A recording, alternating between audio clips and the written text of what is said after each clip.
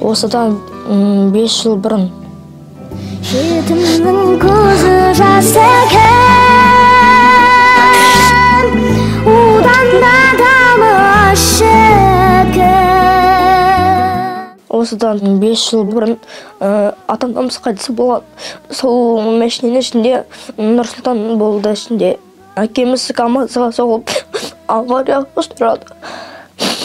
Әкем болды, анам и қарындасым, бауырым и көкем болды.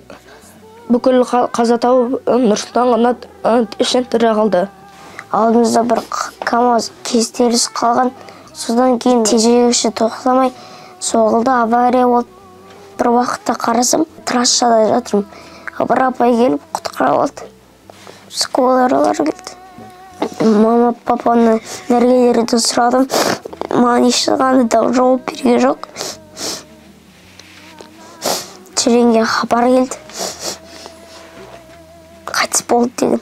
Аңсатқан жанды ағарман, жас болып аққан жанардан. Қазір төртеуміз қалдық. Ата-апаның үйінде тұрамыз. Ата-апаның үйі кішкентай, онда балалары бар. Өзіміздің үлкен үй болғанын қалаймыз. Ата-апаны өскенде бағамыз, қағамыз. Тезірек үй болғанын 18-ге туғанымызды қалаймыз. Әке болғанда үй алып беретін еді. Әке болғанда үй алып беретін еді.